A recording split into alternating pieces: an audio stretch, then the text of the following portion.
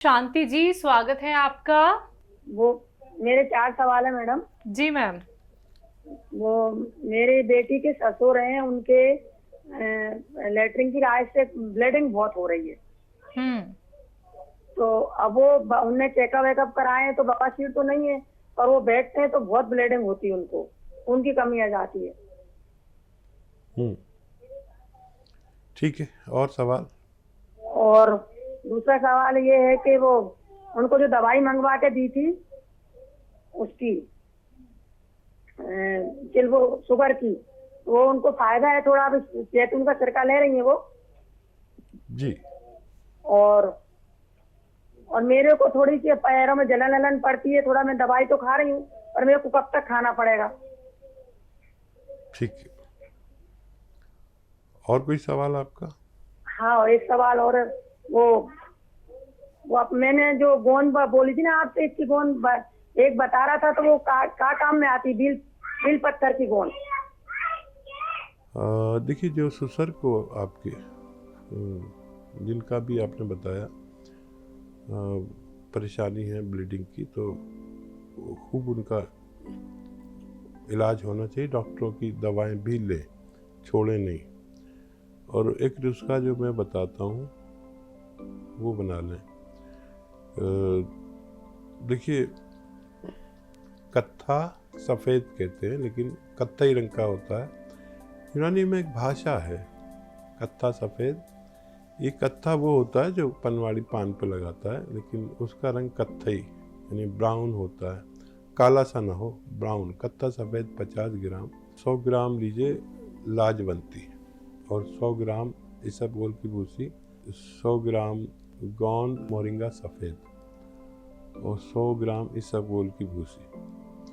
या तो इसका पाउडर बना लीजिए, और पाउडर बना के खा सकते हैं। बड़ा मुश्किल है इसको खाना, चिपकता है। या इसकी गोलियां बना लीजिए, चने काबली चने से भी बड़ी, जो आप खा सके। काबली चना, बड़ा वाला चना होता है ना, तो इतनी बड़ी बड़ी गोलियां बना लें, और 2 चम्मच, वो 2 गोलियां सुबह, 2 दोपहर को, 2 शाम दूध के साथ दें, 1-1 कप दूध के साथ। और कुछ भी ऐसा ना दें जो हज़म ना हो, अब मुश्किल से हज़म हो। आसान ग़िज़ा जो आसानी से हज़म हो जाए वो खिलाएं, डॉक्टरों का इलाज भी करें। ये जो नुस्खा मैंने बताया, ख़त्म होने से पहले पहले उनको फ़ायदा होना मुमकिन है। और क्या सवाल है? पैरों में जो जलन है इन्हें, तो दवाई कब तक लेनी है?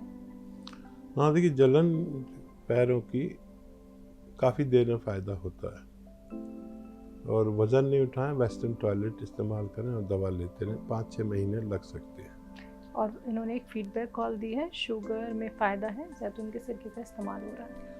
और देखिए, जैतून और कलौंजी का सिरका अगर जिसको भी असली मिल जाता है, वो शुगर प्राणी जो है वो बहुत सुखी रहता है। लेकिन अपनी दवाओं का भी इस्तेमाल करें। इसके 2-3 फ़ायदे ये हैं कि एक तो ये कोलेस्ट्रॉल भी नहीं होने देता, शुगर में भी फ़ायदा करता है और कंट्रोल रखता है, और ब्लड प्रेशर को एक ना एक दिन अपनी जगह पर ला कर ही रहता है। फिर हार्ट ब्लॉकेज, दिल के बीमारियों बहुत फ़ायदेमंद है। चर्बी का दुश्मन है, ब्लड प्रेशर के लिए बहुत अच्छा, पेट के लिए बहुत अच्छा है। जब भी लें असली लें और अपनी दवाओं के साथ लें। तो सबसे बड़ा फ़ायदा इसमें ये है कि जो शुगर पेशेंट है, उसकी शुगर की दवाएं ही उसे नुकसान करने लगती हैं।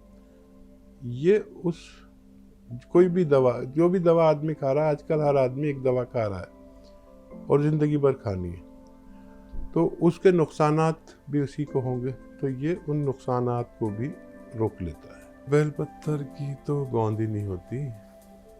बेल पत्थर को क्या करते हैं, सुखा लेते हैं कच्ची को, तो बेलगिरी बोलते हैं उसको, और वो सारे फ़ायदे देती है जो बेल पत्थर देती है। लेकिन बेल पत्थर के पेड़ से गोंद नहीं निकलता, तो कंफ्यूज ना हो, बेलगिरी होती है, बेलगिरी।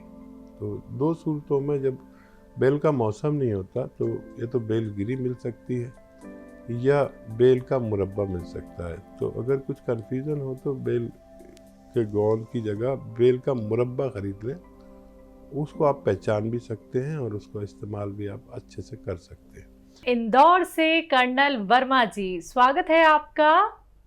सवाल तो मैं एक जैसे कि उन्नाव और सफिस्तान वाला एक नुस्खा होता है, मोट और अलसी और कलौंजी वाला नुस्खा होता है, और असिया, मतलब मैं ये पूछना चाहता हूँ कि तेरा सवाल तो ये कि हर नुस्खे के साथ में अगर जैतून का नमक यूज किया जाए तो उससे कोई नुकसान तो नहीं होंगे, पहला। और दूसरा ये पूछना चाहता था कि ये जो जैतून का सिरका, नींबू और अदरक और लहसुन का जो रस बनाते हैं, इसके साथ में अगर जीरे का वो सिरका भी अगर एक मिला ले तो 4 के बजाय 5 लीटर हो जाएगा, तो इसके क्या फायदे होंगे या नुकसान होंगे? और एक चीज और पूछना चाहता था कि जीरे का सिरके का मिजाज ठंडा है या गर्म है या दरमियाना है, वो बताया। अच्छा, जीरे के सिरके का मिजाज मुतदिल है, ना गर्म है ना ठंडा है, दरमियानी है। ये भी अच्छा सवाल कर लिया आपने ताकि लोगों तक पहुंच सके। वैसे सिरके का मिजाज ठंडा होता है क्योंकि ये जीरे का है, इसलिए इसका ठंडा और गर्म मिलके मुतदिल बनता है, यानी दरमियानी, ना गर्म ना ठंडा। तो किसी भी मिजाज के लोग इसे ले सकते हैं। दूसरा सवाल कि आपने कहा कि ये जो नुस्खे जात मैं बताता हूँ, अगर उन सब में नमक ज़ैतून इस्तेमाल कर लिया जाए तो कैसा रहे। बहुत अच्छा सोचा आपने।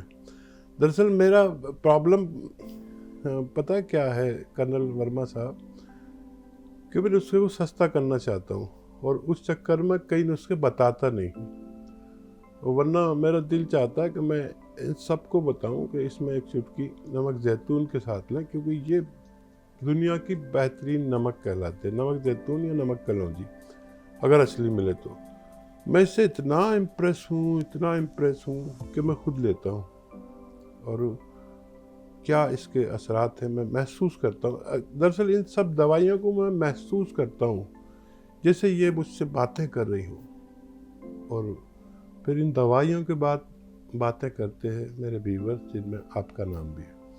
तो अगर मैं ये सबको लाजिम कर दूँ कई चीज़ों का, तो मेरा दिल ये चाहता है कि मैं कहूँ कि ये आपको लाजमी तौर पर खाना है।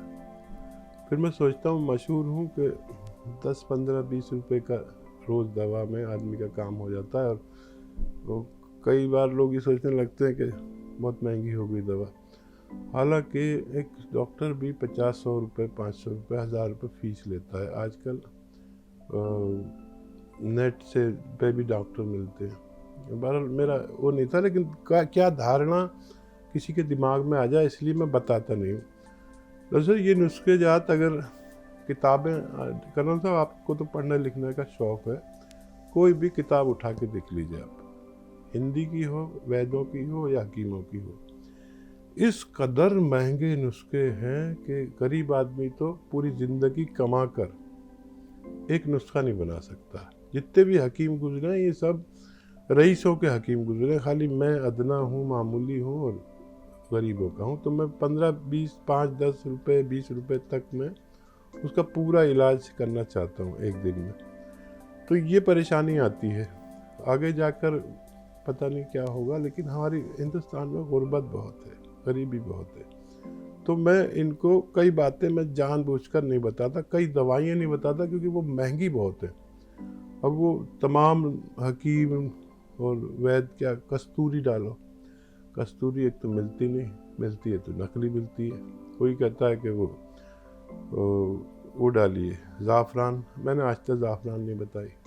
ज़ाफ़रान कितनी महंगी है, यानी ज़ाफ़रान को क्या कहते हैं हिंदी में, वो केसर। अच्छा, ये तो सस्ती है। फिर और मुश्क कस्तूरी को कहते हैं मुश्क।